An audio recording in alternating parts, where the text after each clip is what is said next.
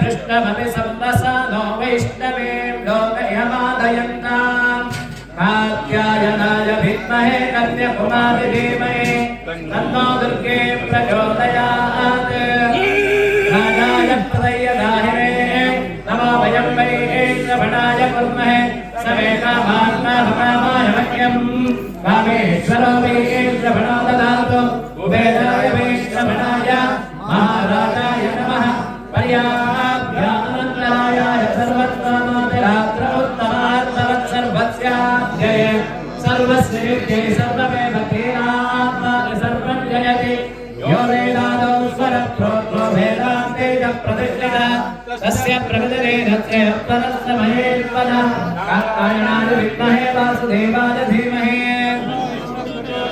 महालक्ष्मी च विद्महे विष्णुपत्ने च धीमहि तत्पुरुषाय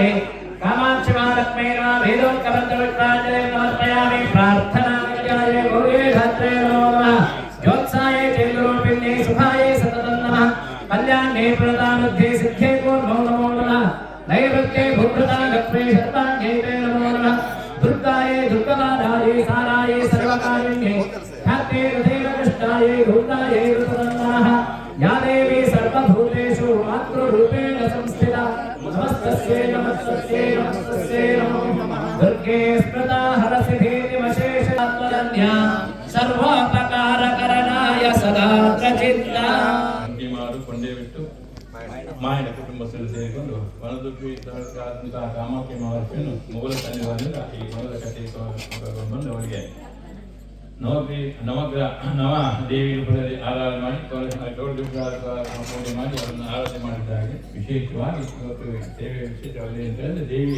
ಅಗ್ನಿ ಸೇವೆ ಕೊಡಬೇಕು ಅಂತ ಹೇಳಿದ ಪ್ರಕಾರ ಇವತ್ತು ಅಗ್ನಿ 5 ವರ್ಷಕ್ಕೊಮ್ಮೆ 5 ಸೇವೆ ಕೊಡಬೇಕು ಅಂತ ಹೇಳಿ ಈ ವರ್ಷ 5ನೇ ವರ್ಷ ಅದನ್ನು ವಿಶೇಷವಾಗಿ ಅಗ್ನಿ ಸೇವೆಯನ್ನು ಸಹ ಕುಟುಂಬಗಳನ್ನು ಸೇರ್ಕೊಂಡು ಕೊಡ್ತಾ ಇದ್ದಾರೆ. ಸೇವಕರಿಗೆ ಸೇರಿಕೊಂಡು ವಿಶೇಷವಾಗಿ ಅಂತ ಹೇಳಿದ್ರೆ ನಮ್ಮ ಒಂದು ಪಾತ್ರೆಯ ಒಂದು ಅದು ನಿಂತು ಹೋಗಿತ್ತು. ಆ ಪರಂಪರೆ ಅದು ಬೇಕು ಅಂತ ಹೇಳುವ ಒಂದು ಉದ್ದೇಶದಿಂದ ನಾವು ದೇವರ ಹತ್ರ ಪ್ರಾರ್ಥಿಸಿಕೊಂಡು ಮೊನ್ನೆ ನಾವು ವೀಳ್ಯ ಕೊಟ್ಟಂತೆ ದೇವರ ದಿವಸಕ್ಕೆ ಬಂದು ಆ ದೇವಿಯ ಸನ್ನಿಧಾನದಲ್ಲಿ 2 ಒಳ್ಳೆಯ ವಾಕ್ಯವನ್ನು ಕೊಡಬೇಕು. ಬ್ರಹ್ಮ ಮುಂದೆ ಕಾಲ ವಿಳಂಬ ಆಗಿದೆ. ಬ್ರಹ್ಮಸೇವೆ ಉಂಟು ತುಂಬಿದೆ. ಬ್ರಹ್ಮಸೇವೆ ಪ್ರಸಾದ ತೀರ್ಥ ಪ್ರಸಾದ ಆಗಬೇಕು. ಇನ್ನು ಅಗ್ನಿ ಸೇವೆ ಉಂಟು. ಅದು ವಿಶೇಷವಾಗಿ ಹೊತ್ತಿನಲ್ಲಿ ಪ್ರದೋಷಕಾಲದಲ್ಲಿ ಅಗ್ನಿ ಸೇವೆ ವಿಶೇಷವಾಗಿ ನಡೆದುಕೊಂಡು ಆಗ ನಿಮ್ಮ ಮಹಾಕಾಳಿ ಮಹಾಕಾಳೇಶ್ವರ ಅಂತ ನೀವು ಧರಿಸಿಕೊಂಡು ನಿನ್ನ ಮುಖೇನ ಮಾಡಿ ಕುಟುಂಬಕ್ಕೆ ಸರ್ವ ಭಕ್ತರು ಕೂಡ ಒಳ್ಳೆದಾಯಿತು, ಒಳ್ಳೆ ಸೇವೆ ನಡೆಸಿಕೊಟ್ಟಿದ್ದೀನಿ ಅಂತ ಹೇಳುವಂತ ಒಳ್ಳೆ ಅಭಯವನ್ನು ಕೊಟ್ಟು ಮುಂದಿನ ಒಂದು ಜೀವನದಲ್ಲಿ ಆ ಕುಟುಂಬಸ್ಥರಿಗೆಲ್ಲ ಉತ್ತರೋಧ ಅಭಿವೃದ್ಧಿ ಆಯುಷ್ಯ ಆರೋಗ್ಯ ಭಾಗ ಹಾಕೊಂಡು ಒಳ್ಳೆಯದಾಗಿ ಹರಿಸಬೇಕು ಅಂತ ಹೇಳಿ ನಮ್ಮ ಕುಟುಂಬಸ್ಥರು ಎಲ್ಲ ಸೇರಿಕೊಂಡು ಮಹಾಕಾಳಿಯಾದಂತ ನಿನ್ನಲ್ಲಿ ಪ್ರಾರ್ಥಿಸಿಕೊಳ್ಳುವಂತದ್ದು. ಭಟ್ರೆ, ಯುಗಾರಂಭದಲ್ಲಿ ಅತ್ರಿ ಗೋತ್ರಜ ಅಂತ ಒಂದು ಬ್ರಾಹ್ಮಣ ವಂಶ, ಬ್ರಾಹ್ಮಣ ಕುಲ, ಕಾಮಾಕ್ಷಿ ಮಹಾಲಕ್ಷ್ಮಿ ಅನ್ನುವಂಥ ಸಂಯುಕ್ತ ದೇವತೆಯನ್ನು ತನ್ನ ಇಷ್ಟ ದೇವತೆಯಾಗಿ ಆರಾಧನೆ ಮಾಡಿಕೊಂಡು ಬಂದು ಅದರಿಂದ ಉತ್ತರೋತ್ತರ ಅಭಿವೃದ್ಧಿಯನ್ನು ಹೊಂದಿದರು. ಒಳ್ಳೆ ರೀತಿಯ ಆರಾಧನೆ ಸಮರ್ಪಣಾ ಮನೋಭಾವದಿಂದ ಮಾಡಿದಂತಹ ಸೇವೆ ಕಾಮಾಕ್ಷಿ ಮಹಾಲಕ್ಷ್ಮಿ ಸ್ವೀಕರಿಸಿ ಕುಲೋನ್ನತಿಯನ್ನು ಮಾಡಿಕೊಂಡು ಬಂದರು. ಸನ್ನಿಧಾನ ಸುಂದರವಾದ ಸಂಸಾರವನ್ನು ನಿರ್ಮಾಣ ಮಾಡಿಕೊಂಡು ಬಂತು. ಹಾಗೆ ನಿರ್ಮಾಣ ಮಾಡಿಕೊಂಡು ಬಂದದ್ದಕ್ಕಾಗಿ ಅತ್ರಿ ಗೋತ್ರಜ ವಂಶಜರು ಕುಲೋನ್ನತಿ ಮಾಡಿದಂತಹ ಕಾಮಾಕ್ಷಿ ಮಹಾಲಕ್ಷ್ಮಿ ಸನ್ನಿಧಾನವನ್ನು ತಮ್ಮ ಕುಲದೇವರಾಗಿ ಆರಾಧಿಸಿಕೊಂಡು ಬಂದು ಹಾಗೆ ಆರಾಧಿಸಿಕೊಂಡು ಬಂದಂಥದ್ದು ಕೆಲವು ಆರಾಧನಾ ವಿಧಾನಗಳು ಮತ್ತು ಸನ್ನಿಧಾನಕ್ಕೆ ಭಾರಿ ಪ್ರಿಯವಾಗಿ ಅವರನ್ನು ಉತ್ತರೋತ್ತರ ಅಭಿವೃದ್ಧಿ ಮಾಡುತ್ತಾ ಮತ್ತಷ್ಟು ಕುಲೋನ್ನತಿ ಮಾಡುತ್ತಾ ಶತಶತಮಾನಗಳಿಂದ ಅವರನ್ನು ಪೊರೆಯುತ್ತಾ ಬಂತು. ಭಟ್ರೆ, ಹಲವಾರು ವಿಧಾನಗಳಲ್ಲಿ ಆರಾಧನಾ ವಿಧಾನಗಳಲ್ಲಿ ವನದುರ್ಗ ಆರಾಧನೆಯು ಒಂದು. ಅದೇ ರೀತಿ ಅನ್ಯಾನ್ಯ ಕಾರಣಗಳಿಂದ ವಂಶದ ಕೆಲವು ಭಾಗಗಳು ಬೇರೆ ಬೇರೆ ಕಡೆ ನೆಲೆಸಿದರೂ ಕೂಡ ವಿಶಾಲವಾದ ಆಲದ ಮರ ಆಕಾಶದೆತ್ತರಕ್ಕೆ ಬೆಳೆದು ವಿಶಾಲವಾಗಿ ಆಕಾಶವನ್ನು ಪಸರಿಸಿದರು. ಅದರ ಮೂಲ ಬೇರುಗಳು ಇರುವುದು ನೀರಿನ ಸೆಲೆಯ ಕಡೆ. ಅದೇ ರೀತಿ ಮಾಯಣ ಒಂಟಿಮಾರು ಕೊಂಡೆಬಿಟ್ಟು ಕುಟುಂಬಸ್ಥರು ಶ್ರದ್ಧಾ ಭಕ್ತಿ ಪೂರ್ವಕವಾಗಿ ಅಬಾಲವೃದ್ಧರಾಗಿ ಎಲ್ಲರೂ ಕೂಡ ಬಹಳ ಸಮರ್ಪಣಾ ಮನೋಭಾವದಿಂದ ಆರಾಧಿಸಿಕೊಂಡು ಬಂದರು. ಕಾರ್ತಿಕ ಮಾರ್ಗಶಿರದಲ್ಲಿ ಮಾಸದಲ್ಲಿ ವನದುರ್ಗ ಆರಾಧನೆಯನ್ನು ಅತ್ರಿ ಗೋತ್ರಜರು ಮಾಡಿಕೊಂಡು ಬರ್ತಾ ಇದ್ದಾರೆ. ಅದೇ ರೀತಿ ಮಾಯಣ ವಂಶಜರು ಕೂಡ ಮಾರ್ಗಶಿರ ಶುಕ್ಲ ಅಷ್ಟಮಿಯನ್ನು ದುರ್ಗಾಷ್ಟಮಿ, ದುರ್ಗೆಗೆ ಭಾರಿ ಪ್ರಿಯವಾದಂತಹ ದಿನ ಭಟ್ರೆ, ಅಂತಹ ದಿನ ಇವತ್ತು ಹೊರದುರ್ಗೆಯಾಗಿ ಆರಾಧನೆ ಮಾಡಿಕೊಂಡು ಬಂದಿದ್ದಾರೆ. ಅಮ್ಮ, ನನಗೆ ಇಂಥ ದುರಿತ ಉಂಟು, ಇಂಥ ಕಷ್ಟ ಉಂಟು ಅಂತ ಮೊರೆ ಇಟ್ಟಾಗ ಅರ್ಧ ಕಣ್ಣುಗಳಿಂದ ಮೊರೆ ಇಟ್ಟಾಗ ತಕ್ಷಣ ಸನ್ನಿಧಾನ ಬಂದಿದೆ. ಬಂದು ಅವರ ಆದ್ರ ನೇತ್ರಗಳನ್ನು ಒರೆಸಿ ಕಾಪಾಡಿಕೊಂಡು ಬಂದಿದೆ. ಬರಲಿಲ್ವಾ ಭಟ್ರೆ? ಅದನ್ನು ಕೀಚಿ ಬಂದಿತ್ತು, ಇನ್ನು ಕೂಡ ಅದೇ ರೀತಿಯಲ್ಲಿ ಕೀಚಿ ಬರುವಂತೆ ಮಾಡಬೇಕು. ಯಾವ ಕಾಲಕ್ಕೂ ಯಾವ ಕಾರಣಕ್ಕೂ ಶ್ರದ್ಧಾಭಕ್ತಿ ಪೂರ್ವಕವಾಗಿ ಸಮರ್ಪಣಾ ಮನೋಭಾವದಿಂದ ಯಾವಾಗ ಆರಾಧನೆಯನ್ನು ಮಾಡಿಕೊಂಡು ಬರ್ತಾರೆ ಅವರನ್ನು ಯಾವ ಕಾಲಕ್ಕೂ ಬಿಟ್ಟು ಕೊಡುವ ಮಾತೇ ಇಲ್ಲ. ಸಮರ್ಪಣಾ ಮನೋಭಾವ ಬೇಕು. ಯಾವುದೇ ದುರಿತಗಳಿದ್ರೂ ಕೂಡ ಪರಿಹಾರ ಮಾಡಿ ಸನ್ನಿಧಾನ ಕೊಡ್ತದೆ. ಬಿಟ್ರೆ ನಿಶಾ ಕಾಲದಲ್ಲಿ ನಡೆಯುವಂತಹ ಅಗ್ನಿ ಸೇವೆ, ಅಲ್ಲಿ ಸನ್ನಿಧಾನ ಅಗ್ನಿ ದುರ್ಗೆಯಾಗಿ ಬರಲಿಕ್ಕಿದೆ. ಅಗ್ನಿ ದುರ್ಗೆಯಾಗಿ ಕಾಣಿಸಿಕೊಂಡಾಗ ಕಾಮಾಕ್ಷಿ ಮಹಾಲಕ್ಷ್ಮಿ ಗೊಂದಲಗಳಿಗೆ ಪರಿಹಾರವನ್ನು, ನಿವೇದನೆಗಳಿಗೆ ಅನುಗ್ರಹದ ನುಡಿಗಳನ್ನು ಕೊಡಲಿಕ್ಕಿದೆ. ಅಲ್ಲಿಯವರೆಗೆ ಬ್ರಹ್ಮಭೋಜನ ನಡೆಯಲಿಕ್ಕಿದೆ. ಬ್ರಾಹ್ಮಣರು ಸಂತೃಪ್ತರಾದರೆ ಎಲ್ಲ ಧರ್ಮ ದೇವತೆಗಳು ಕೂಡ ಸಂತೃಪ್ತರಾಗ್ತಾರೆ ಅನ್ನುವಂಥದ್ದು ಎಲ್ಲ ಶಾಸ್ತ್ರಗಳಲ್ಲಿ ಹೇಳಿದಂತಹ ಮಾತು. ಅದೇ ರೀತಿ ಬ್ರಹ್ಮಭೋಜನ ನಡೆಯಲಿ. ಇನ್ನು ಬ್ರಹ್ಮ ಕುಟುಂಬಕ್ಕೆ ಪ್ರಸಾದ ಕೊಡುವುದು ಅಲ್ಲ ಭಟ್ರೆ, ಕೀಚಿ ಬರಲಿ.